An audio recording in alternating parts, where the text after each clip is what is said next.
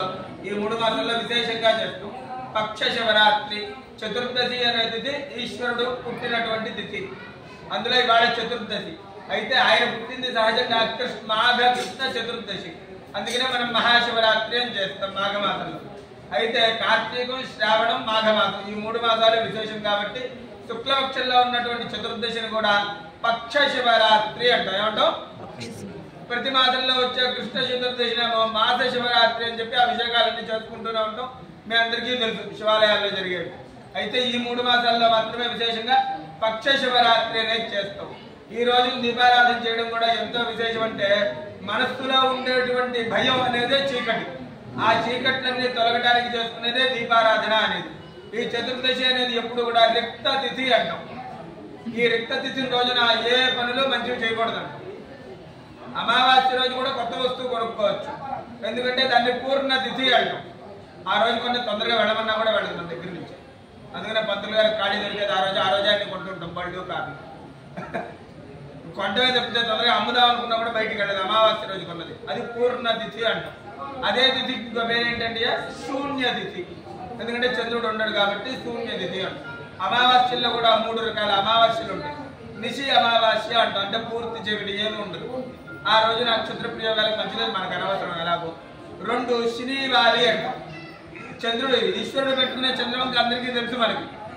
ఆ షష్ఠీ సప్తమంలో ఉన్నట్టుగా ఉంటుంది. అమ్మవారు మాత్రం చంద్రవంక ఒకటి పెట్టుకుంటుంది అమ్మవారు కూడా. ఆ చంద్రవంకని శనివాలి అంటాం. ఆ శనివాలి అమావాస్య. అమావాస్య ఉన్నప్పటికీ చంద్ర రేఖ ఒకటి కనిపిస్తుంది, గీత ఒకటి, దాన్ని శనివాలి అంటాం. 3వది పితృదేవతలకు ఇష్టం, దర్శి అమావాస్య అంటాం. ఇది కూడా అమ్మవారు ధరించేది. అవతారాలను అనుసరించి ఈ దర్శి అమావాస్య కూడా అమ్మవారు ధరిస్తూ ఉంటుంది అనమాట. అది మనకు కనిపించదు, మనకి వెలుగునిస్తూ ఉంటుంది. ఎలా అయితే వర్కర్లు టోపీకి లైట్ పెట్టుకుని చూస్తూ ఉంటారు, ఎదుటి వాళ్ళకి కనిపిస్తుంది లైట్, మనకు కనిపించదు కదా. అలాగే ఆ చంద్రవంక దర్శి అమావాస్యది మిగిలిన అందరికీ కూడా చూడటానికి మనకు ఉపయోగపడుతుంటే మనకు కనిపించదు. అలాగే అమ్మవారు ధరించి ఉంటుంది. శనివాలి అమావాస్య మనకు కనిపిస్తూ ఉంటుంది చంద్రరేఖ. ఆ చంద్రరేఖని అనుసరించే రాముడు కూడా ఒకనొక సమయంలో యుద్ధానికి వెళ్ళేటప్పుడు అమ్మవారి అనుగ్రహం కావాల్సి వచ్చింది. ఆయన కూడా బొట్టు చంద్రవంకగా పెట్టుకుంటారు, చంద్రరేఖ అంటారు దాన్నే శనివాలి అంటాం అనమాట. ఆ శనివాలి అమావాస్య చాలా గొప్పది అమ్మవారి ఆరాధనకి.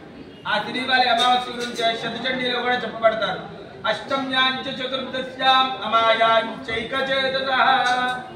ఈ శుంభుల్ని చంపింది అమ్మవారు శనివాలి అమావాస్య రోజున అనమాట. ఆ రోజు మంచి ఉత్సాహంగా ఉంటుంది అమ్మవారు. అలాగే ఈ పక్ష చతుర్దశిని రిక్త తిథి అంటాం కదా. ఏది పట్టడానికి పనికిరాదు, ఏం చేయడానికి పనికిరాదు. ఇంక దేనికి పనికి వస్తుంది అంటే కేవలం శివారాధనకి మాత్రమే పనికి వస్తుంది చతుర్దశి. ఇంకే ఆరాధనకి పనికి వస్తుంది అంటే అమ్మవారి ఆరాధనకి పనికి వస్తుంది. మనందరం శత్రు సంహారం అంటూ ఉంటాం కదా. ఆ శత్రు సంహారం అనేది మనిషిలో ఉంటుందిట. అమ్మవారు ఎక్కడ ఏం బయట కనిపించే వాళ్ళు ఎవరిని ఏం చేయరు. మన మనస్సులో ఉండేటువంటి శత్రువు అనే భావన ఏదైతే ఉందో దాన్ని సంహరిస్తుంది. నిజానికి మన శత్రువులు ఎవరో మన ఎవ్వరికీ తెలియదు, మనుషులు అనేవాళ్ళకి. ఎందుకే అంటే నేను ఒకళ్ళని మిత్రుడుగా భావిస్తాను, ఆయన మనసులో నన్ను శత్రువుగా అనుకున్నారేమో నాకు తెలియదుగా, నాకు మిత్రుడు. నేను శత్రువుగా అనుకునే వాళ్ళ మనసులో నన్ను మిత్రుడుగా అనుకోవచ్చు. అమ్మవారు ఎవరిని శిక్షించాలి? నాకు మంచి చెయ్యాలి అనుకుంటుంది నా శత్రువు, నా మనసులో ఉంది ఆ భావన, కానీ మంచి చేస్తున్నాడు. నేను ఒకరిని మిత్రుడిగా భావిస్తున్నాను, వాడు నాకు శత్రు ఆలోచన చేస్తున్నాడు. వీడిని శిక్షిస్తే నా మిత్రత్వం దెబ్బతింటుంది, నా మనసు బాధ కలుగుతుంది శత్రువు అయినప్పటికీ. వాళ్ళని శిక్షిస్తే నాకు మంచి జరగదు. అందుకని అమ్మవారు ఏం చేస్తుందయ్యా అంటే మనలో ఉండేటువంటి ఆలోచన, శత్రు సంబంధంగా ఏదైతే ఆలోచన ఉంటుందో ఆ ఆలోచనని చంపేస్తుంది అమ్మవారు. దాన్నే దుర్గుణములు అంటాం కదా. 6 దుర్గుణములు ఉంటాయి కదా, కామ, క్రోధ, లోభ, మోహ, మద, మాత్సర్యాలు. ఈ 6 గుణములు కూడా ప్రతి మనిషిలో ఉండవలసిందే. ముఖ్యంగా కోపం, క్రోధం. ఈశ్వరుడికే ఉంది కోపం. మనం ఎంత చెప్పండి, ఆయన 3వ కన్ను తెరుస్తాడు కోపం వస్తే, మనం తెరవలేక కాబట్టి తెరుస్తాం. కాబట్టి కోపం ఉండటం తప్పు కాదు, ప్రదర్శించేటువంటి జ్ఞానం ఉండాలి. అదొక్కటే ఈశ్వరుని అడగవలసిందంటే అంటే ఆ ప్రదర్శించేటువంటి జ్ఞానం. ఈ రోజు నా విశేషం ఏంటి? చతుర్దశి పక్ష శివరాత్రి అవడం వల్ల దక్షిణామూర్తి విశేషం. అందులో ఇవాళ మంగళవారం కలిసి వచ్చింది కాబట్టి దక్షిణామూర్తి కంటే కూడా సుబ్రహ్మణ్యుడు విశేషంట. వారంతో కూడుకుని వచ్చినటువంటి చతుర్దశి ఎప్పుడు విశేషమే. ఇవాళ శివ సుబ్రహ్మణ్యుడిగా ఆరాధన చేయాలి. పంచాయతీలో ఆరాధన చేస్తూ ఉంటాం. అందులో దీపారాధన సుబ్రహ్మణ్యేశ్వర స్వామిగా ఆరాధిస్తాం ప్రతి ఇంట్లో కూడా. అందుకనే ఉదయం పూట మగవాళ్ళు కూడా దీపారాధన చేయాలంటాం ప్రతి ఇంట్లో. ఎందుకు? ఆరోగ్యం కొరకు, జీవితంలో వెలుగు కొరకు, జ్ఞానం. మంచి ఏది చెడేది ఇంకోళ్ళు చెప్పకూడదు, మనము ఇంకోళ్ళకి చెప్పకూడదు. దానికి ఎందుకు? తప్పు చేసేవాడికి తప్పు అని చెప్పినా వాడు అదే చేస్తాడు. అప్పుడేం జరుగుతుంది? మనం చెప్తున్నాగా, నా తప్పు నాకు తీరిపోయింది, వాడు తప్పు చేస్తే వాడు అనుభవిస్తాడంటే ఆపకపోవడం తప్పుగా. కాబట్టి ఎవరిని ఏం క్వశ్చన్ చేయొద్దనే చెప్పింది ధర్మం. దీని గురించి పద్మపురాణంలో ప్రత్యేకంగా చెప్తాడు మహావిష్ణువు. గరుత్మంతుడు ఇలానే ఒక చోటకి సభకు వెళ్ళారు. అందరూ కూడా వెళ్ళేసరికి ఒక వృద్ధ గరుత్మంతుడు, బాగా పెద్ద గరుడమొచ్చిట, అక్కడ పడిపోయింది, ప్రాణాలతో కొట్టుమిట్టాడుతుంది.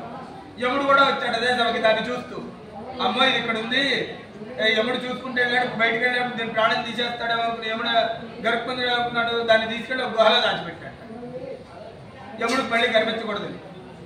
యముడు ఎక్కడున్నా చూస్తాడు కదా ధర్మమూర్తి, ఆయనకు కూడా తెలుసు. కానీ ఆ క్షణం అజ్ఞానం అన్నమాట. ఆ క్షణం అజ్ఞానం, అదే తప్పు అంటాం కదా. ఆ క్షణం అజ్ఞానం, ఏదో చేద్దాం అనుకున్నాడు. యముడు వెళ్ళేటప్పుడు బయటకు వచ్చేసరికి వెళ్ళేది ఏంటని చూస్తే గుహలో. గరుత్మంతుడు చూశాడు, గుహలో దాచిపెట్టావా, తీసుకెళ్ళి అన్నాడు. మీకే తెలిసిందన్నట్ట. దానికి అక్కడే ప్రాణగండం ఉందయ్యా, అక్కడెళ్తేనే దాని ప్రాణం పోతుంది, ఇంకా వారం రోజులు పడుతుంది అక్కడికి వెళ్ళడానికి అనుకున్నాను నేను. నువ్వు తీసుకెళ్ళి పెట్టేశాక నేను తీసుకెళ్తాను, అనుభవించు, ఆ పాపం నిదే అన్నాడు. తప్పు ఎవరు చేశారు? ఎవరిది లేదు దానికి తప్పు. కాపాడదాం అనుకుని గరుత్మంతుడు చెప్పాడు కదా, అది మంచిగా. నా తోటి వాడు నేను కాపాడతా అనుకున్నాడు, కానీ అదేం జరిగింది? చివరికి తప్పు అయింది. అందుకనే ఎవరిని వాళ్ళు వదిలేయాలి. కొడుకే తప్పు చేస్తున్న ఒక వయసుకు వచ్చిన తర్వాత తండ్రి కొంతవరకే దిద్దాలి. తర్వాత ఎదురు దెబ్బ తగిలితే మాడతాడు అనుకోవాలి. ఆ దెబ్బ తొందరగా తగిలేట్టుగా ప్లాన్ చేయాలట తండ్రి. కాలం వేస్ట్ అవ్వకుండా తొందరగా తగిలితే బాగా తప్పు చేశారంటే మనం ఓదారిస్తే తర్వాత సరైనది తెలుసుకుంటాడు. దాన్నే జ్ఞాన చైతన్యం అంటాం. దాని గురించే మనం దీపారాధన చేయటం నిత్యం కూడా. జ్ఞాన చైతన్యం కొరకు మాత్రమే దీపారాధన ఎప్పుడూ కూడా.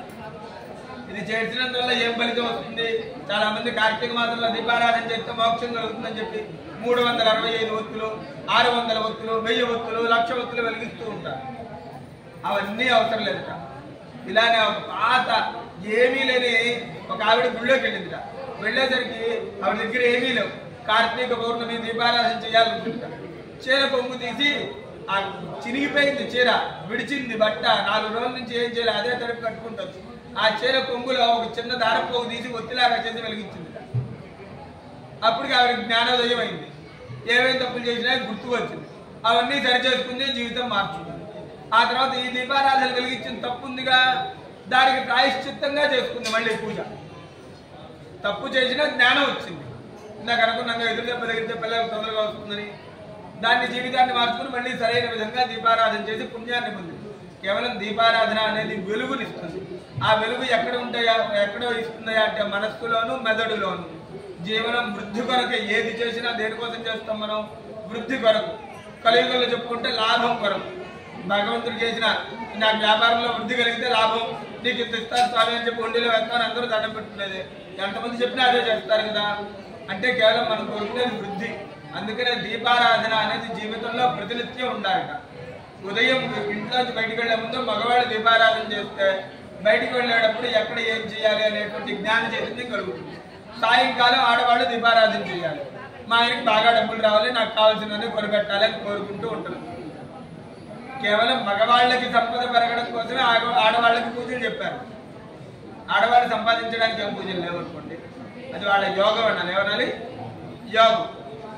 కాబట్టి ఆడవాళ్ళ సంపదకి ఏం చెప్పారు? కేవలం మగవాడి సంపదకి మాత్రమే అన్ని మార్గాలు చెప్పారు. కష్టపడవలసింది మగవాడే, ఇప్పుడు కష్టపడవలసిందే, సంపాదించవలసిందే, ఇంట్లో ఇవ్వవలసిందే. ఇవి ధర్మాలు. ఇప్పుడున్న కాలమాన ధర్మంలో ఆడవాళ్ళు కూడా పని చేస్తున్నారు, ఇంకోటి చేస్తున్నారంటే అది యోగం. వాళ్ళకి కష్టపడేటువంటి జాతకంలో కష్టపడే తత్వం ఉంది కాబట్టి కష్టపడుతున్నారు. బయటికి వెళ్ళి ఉద్యోగం చేస్తే అంత కష్టం ఉంటుందో అందరికీ తెలుసు కదండి. కాబట్టి వాటన్నిటి గురించి మాట్లాడేది. కేవలం వృద్ధి కొరకు దీపారాధన. దీపం ఎలా అయితే ప్రజ్వలంగా వెలుగుతూ ఉంటుందో అటువంటి జ్యోతి మనస్సులో వెలగడం ద్వారా భయం, అనేది పోతే అంతా కూడా దిగ్విజయంగా ఉంటుంది. ముందు అడుగేసేటప్పుడు భయం ఉండకూడదు అని చెప్తూ ఉంటాం పిల్లలకి. ఆ భయం ఉండకుండా ఉండటం కోసమే దీపారాధన. ఇది ఏ వయసు నుంచి చేయాలంటే మనిషి 12వ సంవత్సరం వచ్చిన దగ్గర నుంచి మగవాళ్ళకి కానీ ఆడవాళ్ళకి కానీ ఈ దీపారాధన చేయడం అనేది అలవాటు చేసుకోవాలి ఇంట్లో దేవుడి ముందర. అలా చేసుకోవడం ద్వారా నిత్యం కూడా చదువులో కానివ్వండి, పనిలో కానివ్వండి, సంపదలో కానివ్వండి వృద్ధి అనేది కలుగుతుంది. అందుకనే ఏ పూజ చేసినా మనం ఇంట్లో పెళ్లి జరగాలి ముందర వెంకటేశ్వర దీపారాధన అంటాం. ఎందుకంటాం? ఆ జ్యోతి స్వరూపంగా ఉన్నటువంటి వెంకటేశ్వర స్వామిని మనస్సులో పెట్టేసుకుంటే ఆ జ్యోతిని లోపల ఉన్న భయాలన్నీ పోతే అప్పుడు పెళ్లిలో దిగ్విజయంగా సంతోషంగా జరుగుతుంది అని అది అలా అలవాటు చేశారు. ఏదైనా పూజ చేసుకున్న గృహప్రవేశం అఖండం వెలిగించాలి, సత్యనారాయణ వ్రతం, వెంకటేశ్వర దీపారాధన అన్ని చేస్తూనే ఉంటాం. కేవలం దీపారాధనలో విశేషం ఏంటంటే మనస్సులో ఉండేటువంటి భయం పోయి ఆలోచనలో చైతన్యం కలగాలి. బ్రైట్నెస్ అంటాం కదా, దానివల్ల వచ్చేది కాంతి, బ్రైట్నెస్. అది మెదడులో రావడం వల్ల మనకి కావలసినటువంటి సమాధానాలన్నీ కూడా అందులో వెతుక్కోవాలి. దానికోసం దీపారాధన చేయడం. ఇవాళ కార్తీక మాసం శుక్ల చతుర్దశి కాబట్టి పక్ష శివరాత్రితో సమానం కాబట్టి అందరూ కూడా ఈరోజు చక్కగా రుద్రనామస్మరణ చేస్తూ దీపారాధన చేయడం. శ్రీ రుద్ర రుద్ర రుద్ర అనుకుంటూ చేస్తూ ఉండడం వల్ల మనసులో ఉండేటువంటి భయాలని పోయి మనస్సు ఆలోచన ఉత్తేజంగా ఉంటుందా. అందరూ కూడా లేవండి.